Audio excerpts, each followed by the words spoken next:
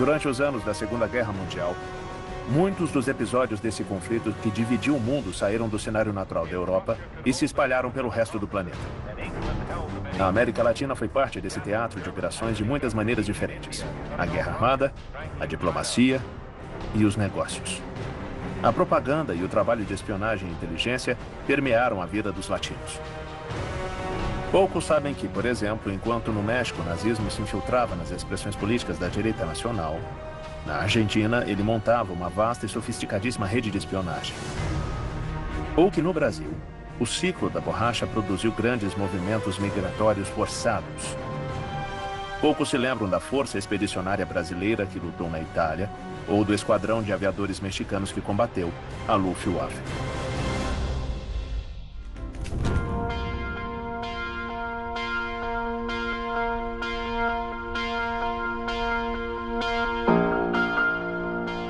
Agentes alemães e japoneses observam a América do Sul durante essa semana.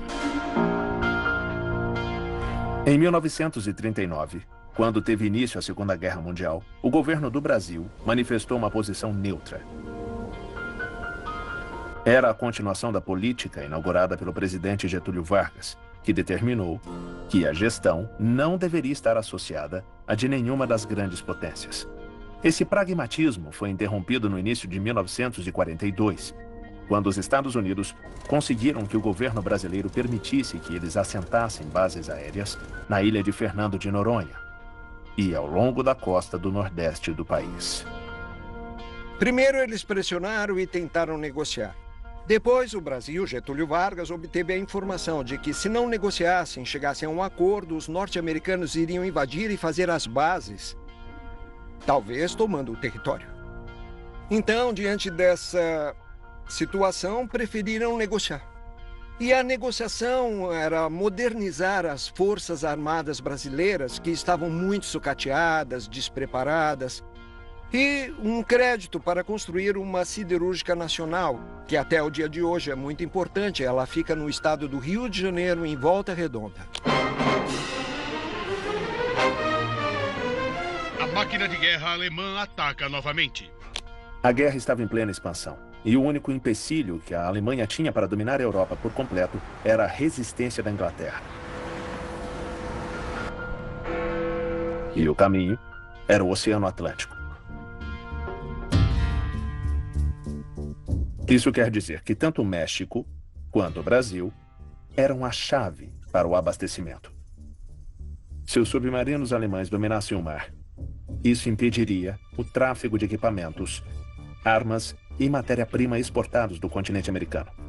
E o mesmo acontecia com o abastecimento da União Soviética, apesar dos suprimentos chegarem lá através do Atlântico Norte. Depois de fechado esse acordo, o país começou a sentir o peso da decisão.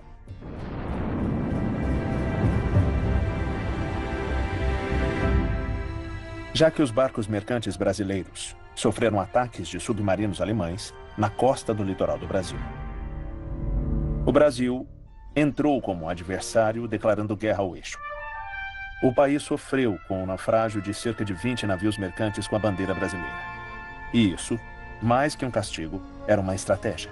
O que os alemães queriam era isolar seu inimigo principal, o Reino Unido.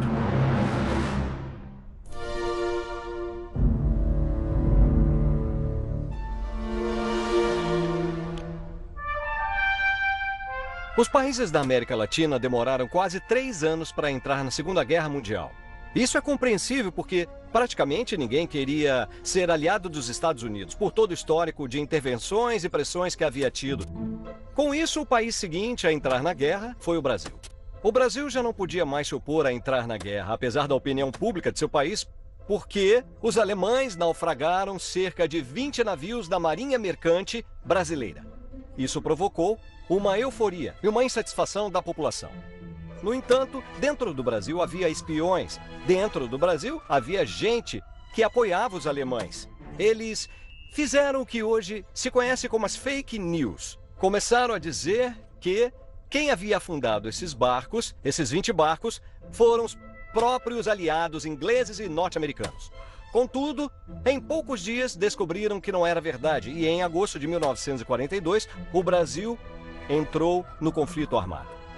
O Brasil abriu duas frentes muito importantes. A primeira foi que ele foi o país que mandou o maior número de soldados ao Teatro Europeu de Operações. Mas a segunda foi na região do Amazonas. A questão da borracha. Um problema que também se tornou importantíssimo para a Segunda Guerra Mundial.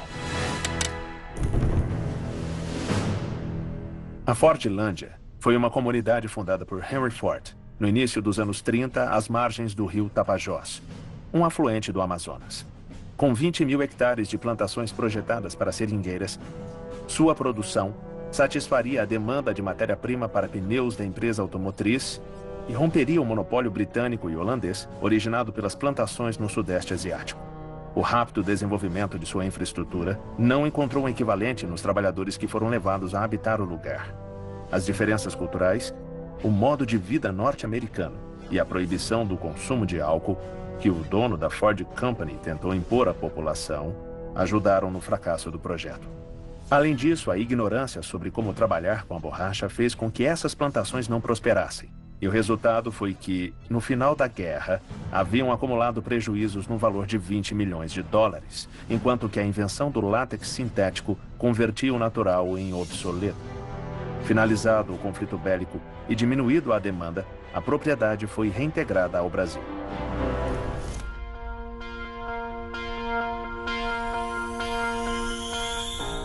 A entrada do México na Segunda Guerra Mundial aconteceu assim que as potências do eixo, em 1942, afundaram 5 barcos petroleiros de bandeira mexicana: Potrero del Llano, Tuxpan, Las Tropas, Oaxaca e Amatlán foram os barcos atacados pela Alemanha.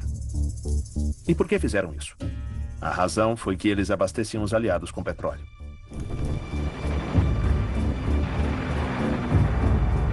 Pouco antes disso, havia acontecido o bombardeio das forças japonesas à base norte-americana de Pearl Harbor, em dezembro de 1941. O México, como um dos países com maior reserva de petróleo, estava destinado a exercer um papel importante, já que o combustível seria uma das fontes de alimentação do transporte bélico nos próximos anos. Diante de tal panorama, o presidente mexicano da época, Manuel Ávila Camacho, buscava uma maneira de se aproximar do bloco liderado por Estados Unidos, Inglaterra e França, pois o impacto na economia do continente seria sentido logo. Tudo que vemos no mundo, desde a Primeira Guerra Mundial até o ano 2000, foi por conta do petróleo. E é por isso que essa guerra nunca se afastaria do México. No México, dizem que o país não entrou na Primeira Guerra Mundial, mas ele entrou sim. Claro, não declaradamente, mas entrou sim. Porque lá estava cheio de espiões alemães, norte-americanos, ingleses, porque desde então estava claro que o petróleo mexicano iria ser fundamental para a guerra. Após produzirem os primeiros sinais da aproximação com o bloco aliado, a neutralidade ficaria insustentável. E a reação da Alemanha não tardou. Em poucos meses, os submarinos alemães provocaram o naufrágio de vários cargueiros. A população também reagiu. Os ataques comoveram toda a sociedade mexicana. E se instalou o debate. Houve discussões, gritos e choros. E finalmente o governo fez uma consulta pública, um referendo, e o resultado foi que 40% da população pensava que declarar guerra à Alemanha era o certo. E assim o México entrou na Segunda Guerra Mundial.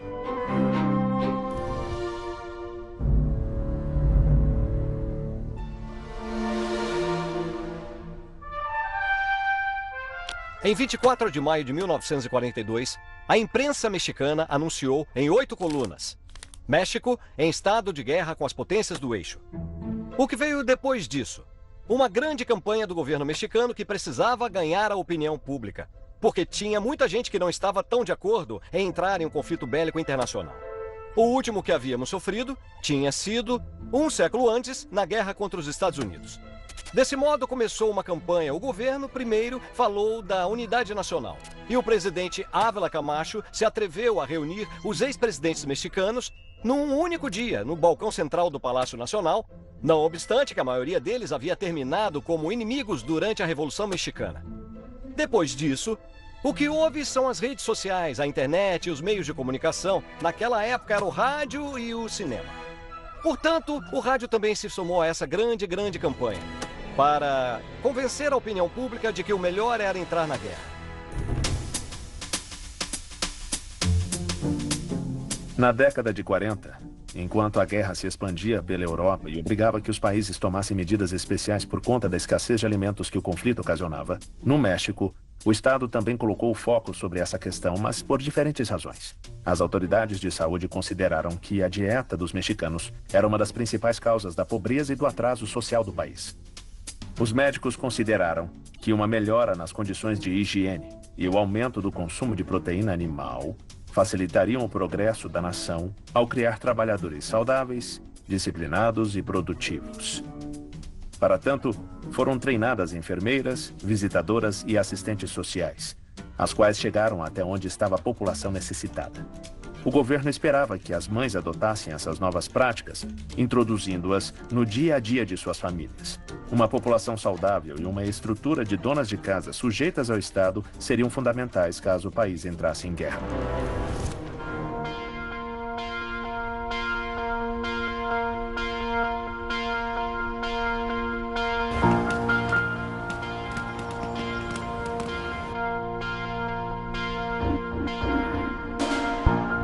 Se Brasil e México foram dois lugares importantes para o desenvolvimento da Segunda Guerra, o terceiro foi com certeza Buenos Aires.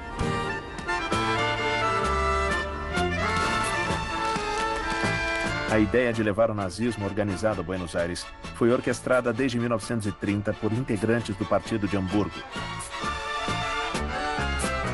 Eles haviam trabalhado para criar um escritório no Porto Sul-Americano com finalidade de manter contato com os alemães na Europa e também levantar fundos para o Partido Nazista.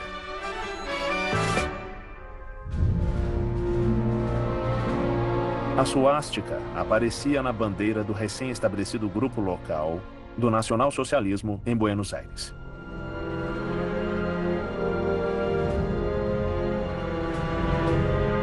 O Partido Nazista Argentino, segundo registros descobertos na Alemanha no final da guerra, tinha 315 membros no início de 1933 e 2.110 no princípio de 1936.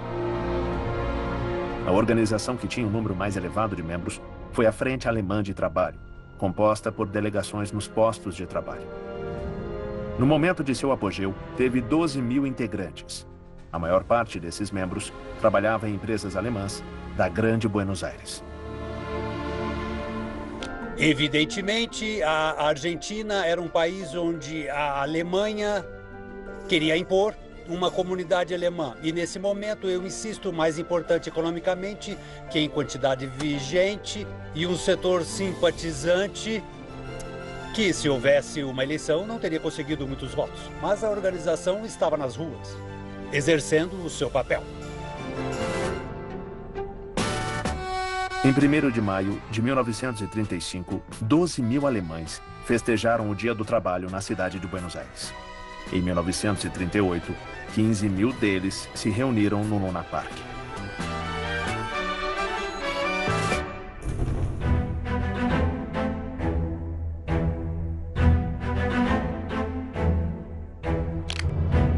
De todos os países da América Latina que ingressaram na Segunda Guerra Mundial, talvez a Argentina registrou o momento e a situação mais complexa entre todos os demais.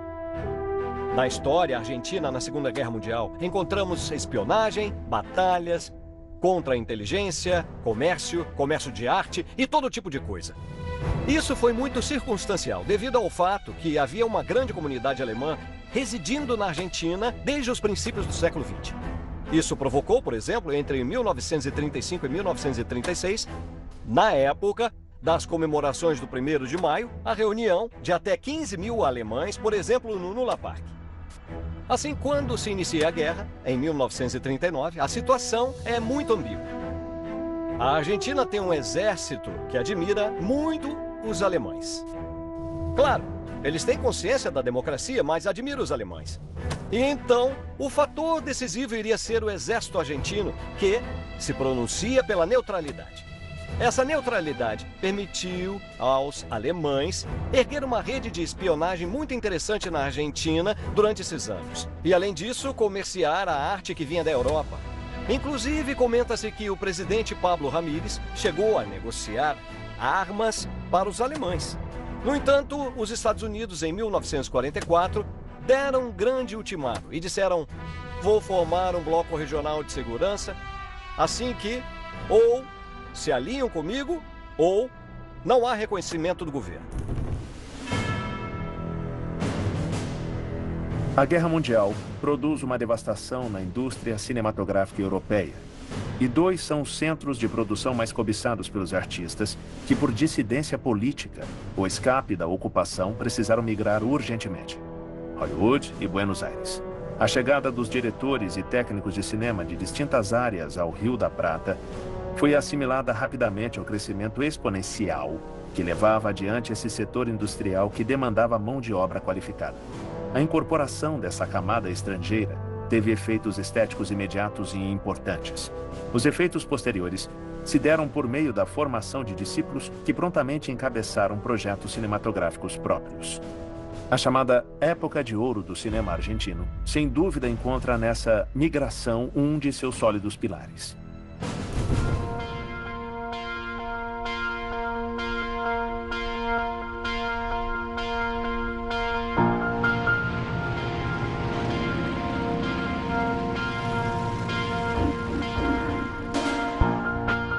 Os integrantes do Esquadrão 201 da Força Aérea Mexicana participaram diretamente de missões de combate nas duas frentes mais importantes do final da Segunda Guerra, a Europa e o Pacífico.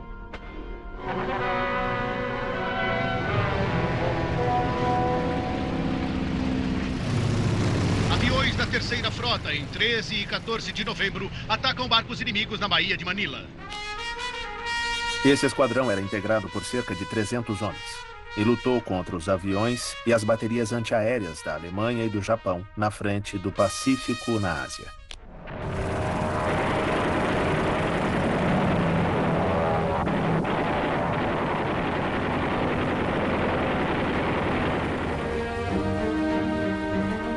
O governo do México começou a pensar de que forma poderia participar fisicamente dessa guerra e decidiram que o mais prático, o mais econômico, o mais fácil de preparar e de treinar era um esquadrão aéreo.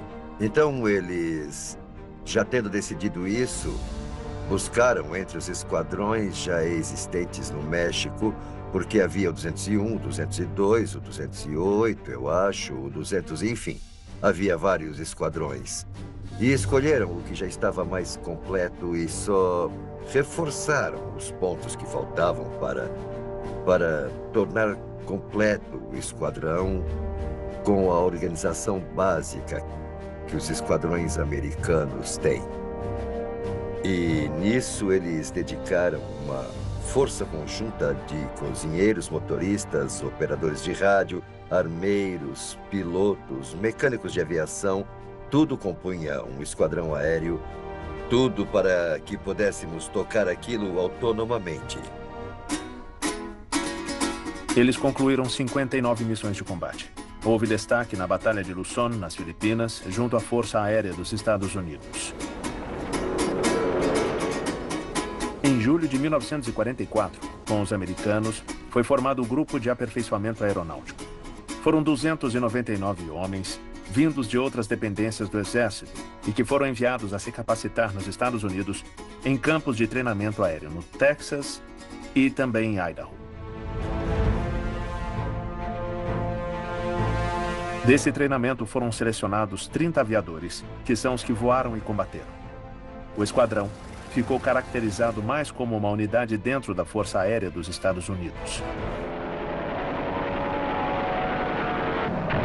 A partir de junho de 1945, o Esquadrão 201 executou oficialmente missões junto ao Esquadrão de Caça 310 da Força Aérea Norte-Americana. Eles receberam 25 unidades novas e estabeleceram sua base na ilha de Luzón.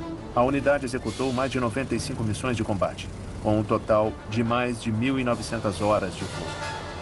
E participou do esforço aliado para bombardear Luzón para expulsar os japoneses daquelas ilhas.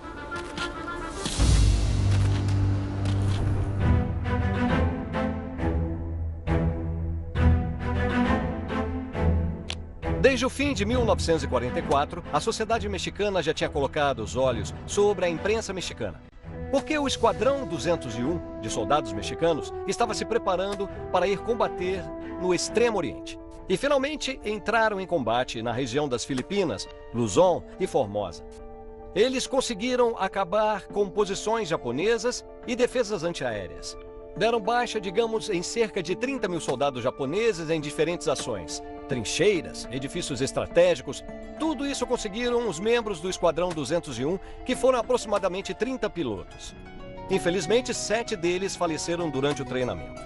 A última missão do Esquadrão 201 foi logo depois da guerra. Uma semana depois que o Japão havia se rendido, o presidente Manuel Ávila Camacho os recebeu na Praça da Constituição, ou Plaza Maior, na Cidade do México, onde os comparou como descendentes daquelas águias reais, ou com os cavaleiros águia, do famoso Império Azteca.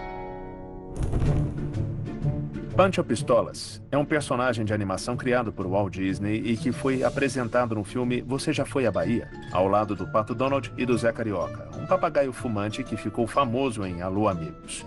A criação do personagem mexicano foi durante a Segunda Guerra Mundial, como parte da estratégia conhecida como Política da Boa Vizinhança, comandada pelo governo dos Estados Unidos da América para conseguir apoio político e militar dos países latino-americanos.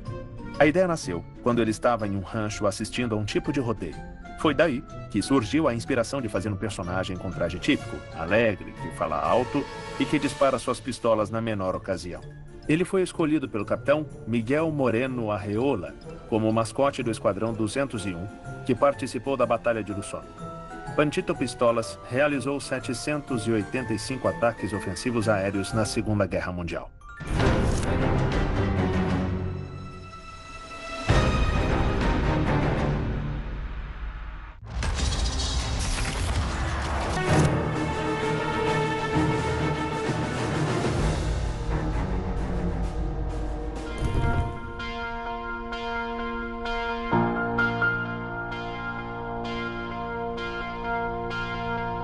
Como consequência do Tratado de Versalhes, com o fim da Primeira Guerra Mundial, a Alemanha ficou proibida de ter uma força aérea. Nisso, muitos de seus hábeis pilotos emigraram para a América do Sul.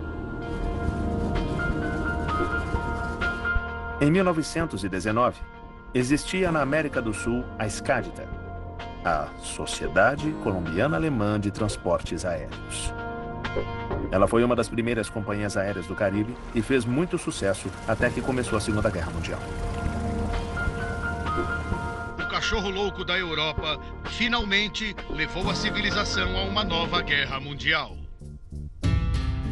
A partir de então, o bloco aliado por meio dos Estados Unidos solicitou à Colômbia a expulsão de todos os alemães do país, já que se tratavam de ex-pilotos de guerra. Mas o governo colombiano demorou um tempo para reagir, já que, na verdade, a empresa não era alemã, mas colombiana. E seu proprietário, Peter Paul von Bauer, acabava de ser agraciado com uma das mais altas condecorações da Colômbia, a Cruz de Boyacá. A pressão surtiu efeito de todos os modos, e a Resolução Executiva número 16 de 1945 suspendeu a nacionalização que foi outorgada em 1939.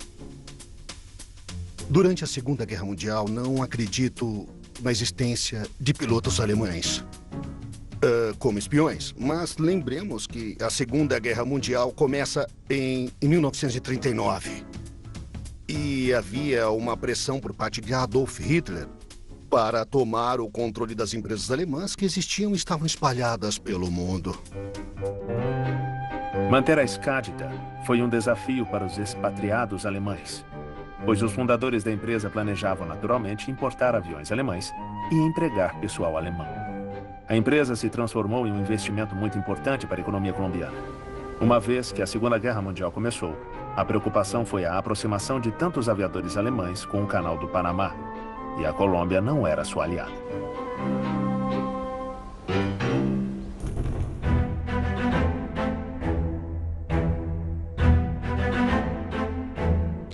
Um dos segredos de guerra mais escandalosos e menos conhecidos é que membros da Força Aérea Alemã operaram na América Latina às vésperas da guerra.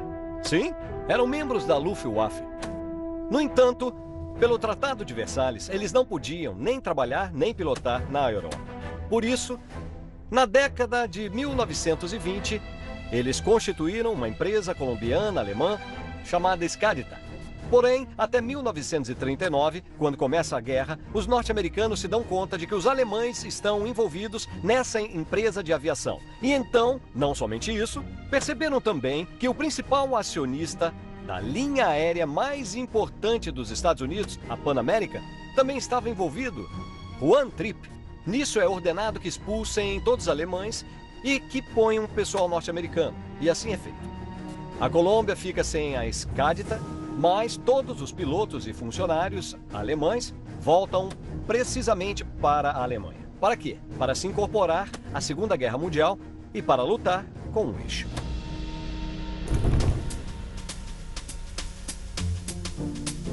O impasse entre a Companhia de Aviação Nacional Colombiana, SACO, e a empresa aeronáutica Skadita, integrada por pilotos alemães ex-integrantes da Luftwaffe, era levada a cabo todos os dias na pista de Medellín. Um fruto amargo dessa disputa foi o acidente que custou a vida de Carlos Gardel. O famoso cantor e ator argentino chegou à pista do aeroporto Olaya Herrera, que na época era conhecido como Aeródromo Las Playas, em 24 de junho de 1935. A justiça, por sua vez, decidiu que as causas do acidente foram devidas às características da pista e a um forte vento proveniente do sudeste.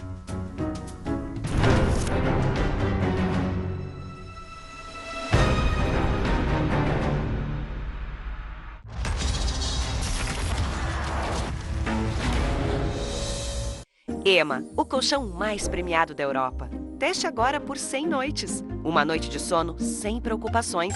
EMA, compre online agora. Quer aceitar cartão para vender mais, mas acha que ter maquininha não é pro seu bico? Se você faz de tudo para se virar, a Samap tá com você. Ela não tem aluguel e nem letrinha miúda para confundir. De pequena, só a taxa. 1%. Parceira que nem ela, só o seu cachorro. Mas vai tentar passar cartão com ele. Que coisa fofinho! Entra agora em samap.com.br e pede a sua. Só 12 de R$ 4,90. Samap. Conheça Rochedo, o estimulante sexual natural da Estrela Viva. Você está precisando de mais disposição, melhorar o seu desempenho sexual? Aumente os níveis de testosterona naturalmente com Rochedo. Um suplemento natural que vai ajudar a melhorar o seu desempenho sexual. O Rochedo vai ajudar a melhorar sua circulação sanguínea, dando mais energia e apetite sexual. Aumente sua disposição física, mental e sexual com Rochedo, o estimulante sexual da Estrela Viva. Ligue agora para a nossa central e adquira o kit do Rochedo e ganhe um brinde exclusivo. 0800 500 9977 ou envie uma mensagem pelo WhatsApp. 11 99431 5830. Volte a ter mais energia e prazer. E o melhor, usando um suplemento natural. Não perca tempo e ligue agora e adquira o seu kit do Rochedo estimulante sexual e em poucos dias você verá a diferença. Vida sexual mais feliz e saudável é com Rochedo, o estimulante sexual da Estrela Viva.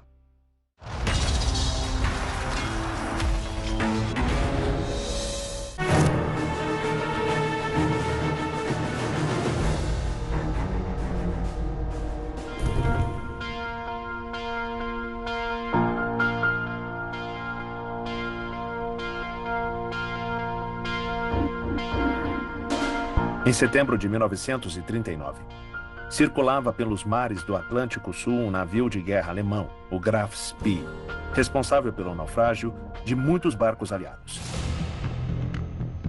Seu capitão alemão era famoso entre seus adversários por seu comportamento, pois cada vez que afundava uma embarcação, resgatava os sobreviventes. Mesmo assim, o perigo que representava era enorme. O Graf Spee contava com um incipiente modelo de radar que permitia que ele localizasse, mesmo que muito longe, as embarcações inimigas. E era muito veloz.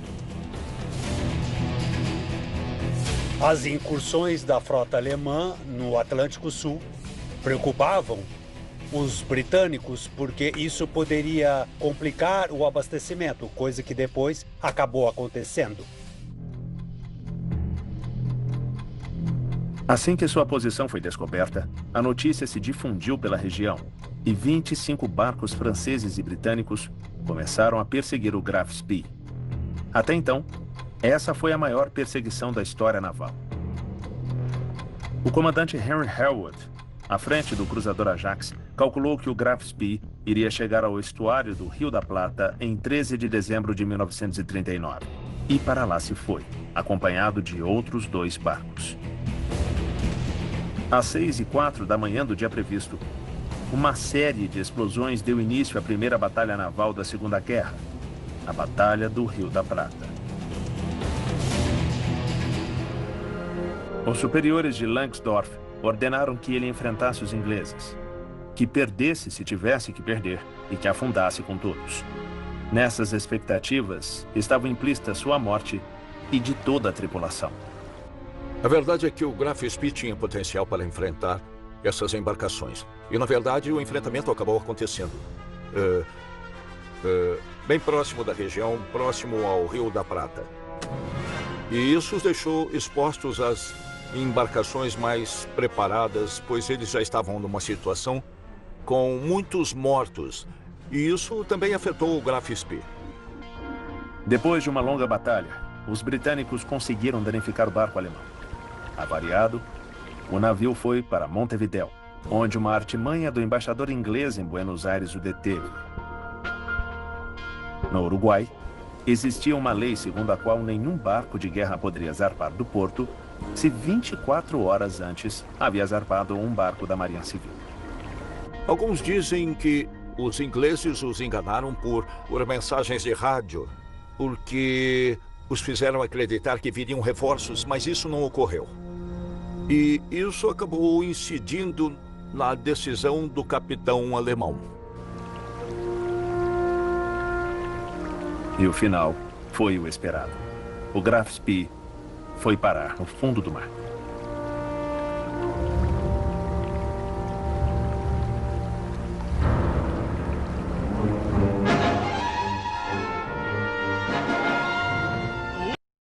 Devido da assombrosa odisseia do encouraçado nazista, o almirante Graf Spee.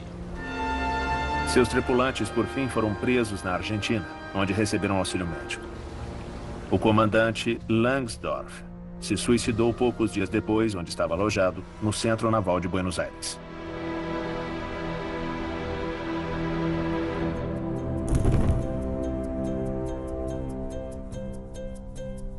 O naufrágio do Graf Spee, navio de guerra alemão, comoveu toda a América Latina, mas particularmente a Argentina e o Uruguai, porque a embarcação havia sido afundada exatamente no Rio da Prata.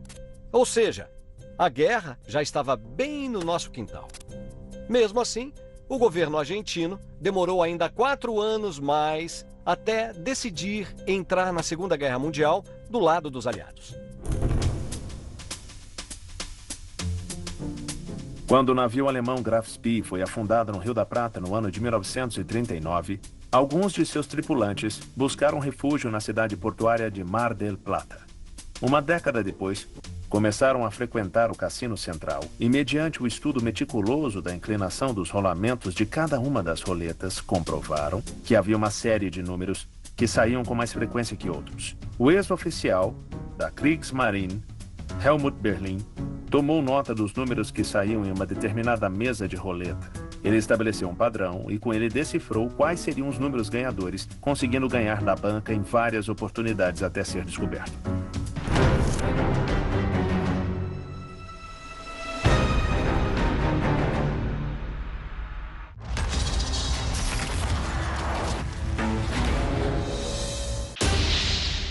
Chegou a sua vez de se transformar numa lenda. Você vai correr, você vai suar, você vai martelar. E eu vou cortar. Eu vou avaliar se você tem o que é preciso. Aqui, forjamos campeões.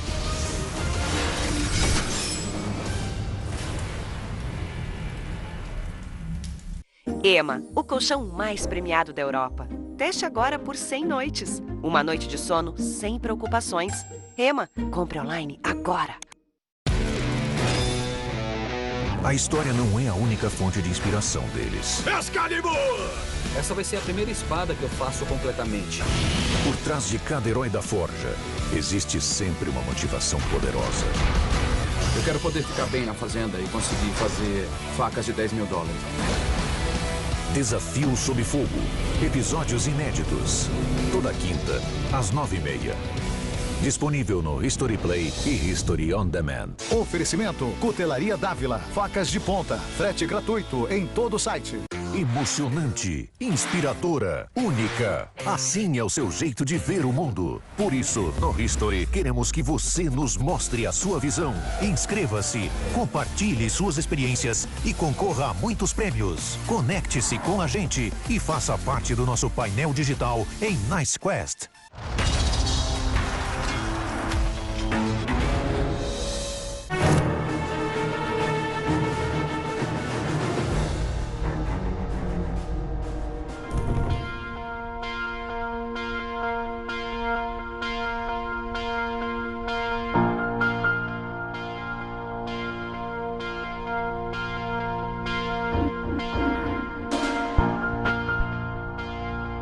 Os atos públicos de celebração da coletividade alemã em Buenos Aires se transformaram em ferramentas políticas do nazismo no período próximo à Segunda Guerra Mundial.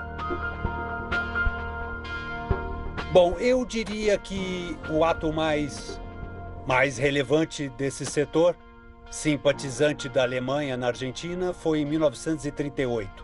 Eles chegaram ao Luna Park depois da anexação da Áustria por parte da Alemanha.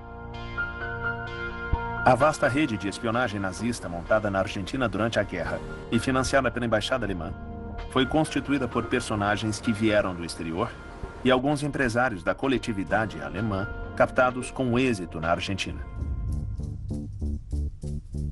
Para falar do ocorrido na Argentina, temos que falar um pouco do serviço de espionagem que os alemães fizeram nesse país. E isso foi em dois períodos bem diferentes, bem definidos. O primeiro deles foi marcado por bastante falta de profissionalismo. Levemos em conta que naquela época o que se espionava, né? Bom, nós temos que pensar na situação do que ocorria na década de 30 e na década de 40 em um país bloqueado pela guerra, onde nem entravam os jornais da Suécia, era o país fechado. Então qualquer informação que os espiões pudessem conseguir era de suma importância e também vital, porque às vezes nos jornais saíam números de movimentos de tropas ou de produção de aviões, e isso principalmente de países que estavam em guerra com a Alemanha. Então essas informações, que são informações econômicas, macroeconômicas, elas eram muito apreciadas pelos alemães. Entre eles, podemos destacar Hans Harnisch, recrutado em 1939, que viajou à Alemanha em 1941 e foi alistado pelo Serviço Secreto Alemão para enviar relatórios econômicos diretamente da Argentina. Em maio do ano seguinte, junto de outros membros de uma célula em formação, instalaram um radiotransmissor secreto, fornecido por um funcionário da empresa Telefunken e vindo do Rio de Janeiro. A partir daí, começou a montagem de um aparato de inteligência conhecido como Operação Bolívar, um sofisticado conjunto de transmissores secretos e distribuídos por todo o território. Em janeiro de 1943, ingressou no país Siegfried Becker, um reconhecido espião, cuja missão era recompor a rede da SD na América do Sul, e ele passou a comandar as atividades. Com o capital inicial de $350 mil, a Operação Bolívar foi uma das organizações de espionagem nazista de maior êxito da Segunda Guerra.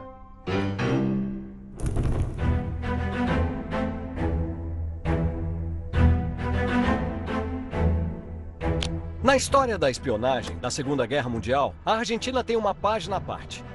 Desde antes do início do conflito, em 1939, havia uma intensa rede desenvolvida por dois grandes espiões, Harnisch e Becker. Esses dois, entre 1942 e 1944, conseguiram enviar cerca de 2.500 comunicados à Alemanha. Quase o mesmo número que a própria embaixada alemã enviou a seu país. Bom, apesar de que em 1944 a Argentina entrou na Segunda Guerra Mundial, os espiões continuaram a enviar comunicados. E foi tamanho o reconhecimento da Alemanha nazista a esses dois espiões que pelo menos Becker foi premiado com a Cruz de Ferro até o final da guerra. Os submarinos alemães operavam por todo o Atlântico, naufragando barcos mercantes, interrompendo o tráfego de muitos produtos importados que ficaram fora de circulação, e essa escassez gerou problemas. Um dos exemplos mais contundentes foi a falta de pneus para os veículos. Nisso, os argentinos deram asas à imaginação e a cidade de Buenos Aires viu seus ônibus com rodas metálicas circulando pelas vias dos bondes. Esse sistema começou a funcionar em fevereiro de 1939. E em 1942, isso até rendeu duros conflitos com os proprietários de ônibus coletivos, que se colocaram contra a medida, mesmo tendo recebido indenização. As rotas escolhidas para os veículos reformados foram aquelas que circulavam quase em linha reta. A velocidade era limitada porque a dificuldade para freá-los era preocupante, já que os sistemas dos ônibus não foram preparados para isso.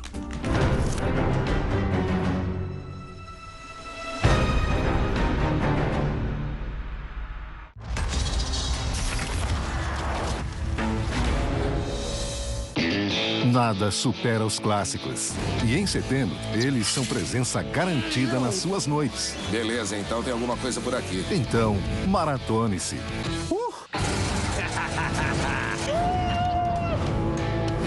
A cada noite, uma série diferente para celebrar os 20 anos do History. Tô dando mais do que daria pra qualquer pessoa só porque você é bonito. Maratonas History 20 anos. De segunda a sexta, sempre às 7 da noite. Só no History.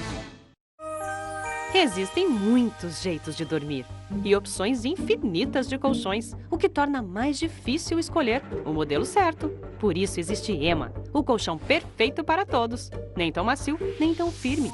Ideal para todos os jeitos de dormir. O colchão mais premiado da Europa. Teste em casa por 100 noites. Satisfação total ou seu dinheiro de volta. Uma noite de sono sem preocupações. EMA, compre online agora. Quer aceitar cartão para vender mais, mas acha que ter maquininha não é pro seu bico? Se você faz de tudo para se virar, a Samap tá com você. Ela não tem aluguel e nem letrinha miúda para confundir. De pequena, só a taxa. 1%. Parceira que nem ela, só o seu cachorro. Mas vai tentar passar cartão com ele. Que coisa fofinha! Entra agora em samap.com.br e pede a sua. Só 12 de R$ 4,90. Samap. Mike e Frank viajam.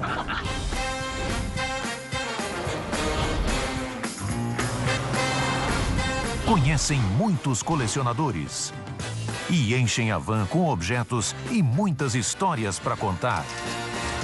Esse é um dos monstros. Sei. Eles são dos anos 40 ou 50 e foi o Jack Crappy que pintou. Caçadores de Relíquias. Episódios inéditos. Esta noite, às 8h40. Disponível no History Play e History On Demand.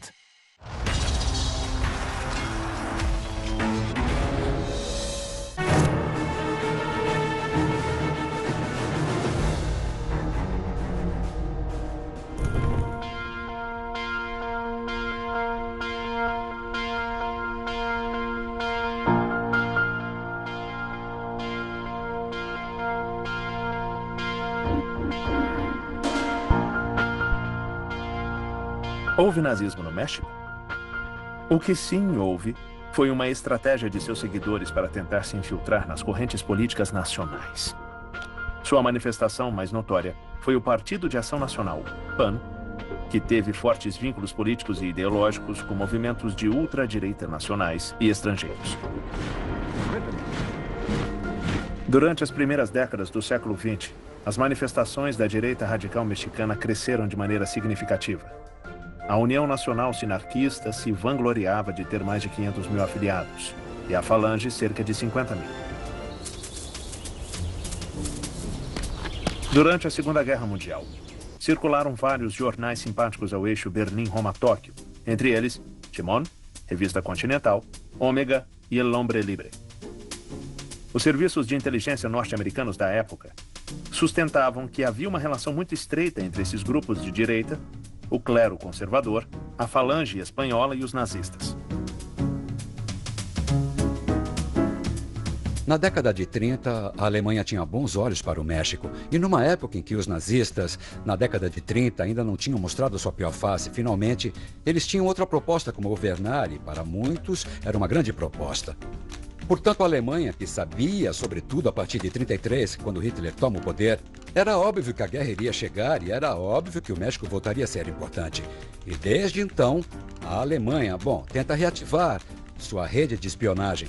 Houve tantos espiões nazistas no México que até havia um campo de concentração em Perote. O semanário da opinião, intitulado La Reación, expressava sua naturalíssima admiração pelos fulminantes triunfos alemães em toda pessoa não cega pela paixão ou influenciada por outros motivos menos confessáveis. Elogiavam o valor e a liderança militar de Hitler, de quem diziam, fala pouco e quando faz, é porque as circunstâncias o obrigam a isso. Em todo caso, age militarmente mais do que fala. Está na frente da luta e como diretor dela.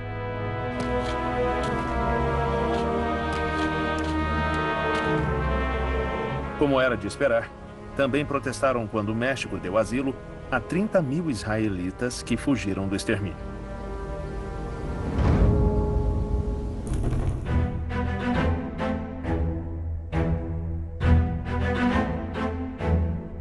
O México, como governo, nunca foi nazista, nem pró-alemão.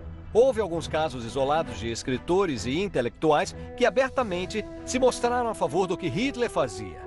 Inclusive, gente como José Vasconcelos, que foi o secretário da Educação Pública nos anos 20, publicou uma revista que se intitulou Timon, onde ele aplaudia Hitler. Outro exemplo, o grande artista plástico, o Dr. Atle Gerardo Murilo, também se pronunciou abertamente, inclusive contra os judeus. No final, o México se enquadrou com a política regional, a política latino-americana. E foi assim que o México seguiu o curso da guerra ao lado dos aliados. Paralela à frente de guerra, a disputa de poder na União Soviética não tinha trégua. Em 20 de agosto de 1940, o dissidente mais notório, Leon Trotsky, exilado no México, sofreu um atentado que levou a cabo uma complexa trama internacional e que custou sua vida. O sicário escolhido foi Ramón Mercader, um comunista espanhol e agente do implacável Serviço de Segurança Soviético NKVD. Munido da falsa identidade de Jacques Monard, cidadão belga, cultivou a relação com o líder exilado até que, por fim, na manhã de 20 de agosto de 1940, foi recebido com a desculpa de consultá-lo por uns documentos. Nisso, desferiu na cabeça de Trotsky um feroz golpe de picareta. Os gritos alertaram os guardas que conseguiram detê-lo. A consolidação de Stalin estava assegurada. Notícias de última hora. A guerra avança com força total em suas frentes na Europa. Nenhum sinal de cessar-fogo é percebido.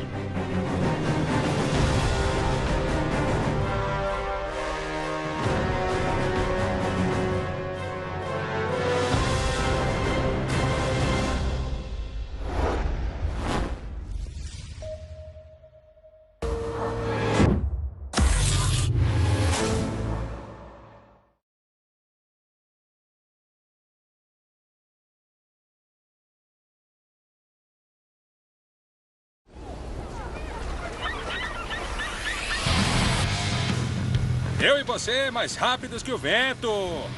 No episódio de hoje... Mas o que é isso? Um cliente faz uma oferta que eu não posso recusar. Uma gravata e 2 lenços verdadeiros da série Soprano, usados por James Gandolfini. O Chan encontra uma relíquia sagrada. Este é um anel papal do século XV. Você nunca vai ver outro como este. E mais tarde, o Chan e eu fazemos uma viagem para a Itália. Bem-vindos à Cidade Eterna. Bono. Com um inesquecível... E como é que foi? Até aqui é o melhor momento que eu tive na Itália. Feriado romano. A grande questão é, quanto quer por isso? Eu quero 120 mil. Andiamo.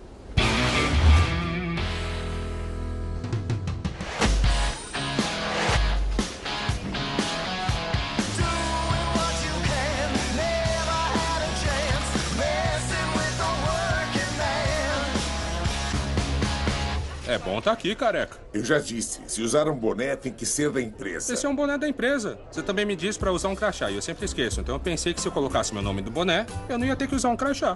Isso não é um crachá. E aí, tudo bem? Bem, e com vocês? Tô bem, meu nome é Chun-Li. Você pode ver pelo crachá no meu boné, ó. Ah, que legal. Esse boné que você tem aí. Obrigado. Isso não é um crachá. O que você tem aí? Uma gravata e 2 lenços verdadeiros da série Soprano, usados por James Gandolfini. Pô, eu vi todos os episódios dessa série, menos o último. Por que não? Porque alguém me lançou um spoiler do final, né? Tem os lenços e a gravata do James Gandolfini com o bilhete, que foram usados no Soprano. Eu consegui isso de um antigo executivo de um cassino aqui em Las Vegas, que fez um grande favor pro Gandolfini. E eu comprei eles anos atrás. Tô esperando hoje conseguir $1.800 pela gravata, lenços e o bilhete. A série de TV Sopranos não foi uma das melhores de todos os tempos? Claro que foi. Foi um pouco estranho no começo, quando começamos a assistir aquela série, porque, tinha um chefe da máfia e um psiquiatra. Isso. Mas é muito difícil desligar a TV quando tem um cara mau que você adora. Todos se apaixonaram pela série e ele fez alguns filmes depois disso. Mas, infelizmente, o James Gandolfini teve um ataque cardíaco fatal aos 51 anos e sua carreira terminou muito cedo. Pode crer. Então, temos uma gravata Brioni e temos alguns lenços também. E foram usadas no programa?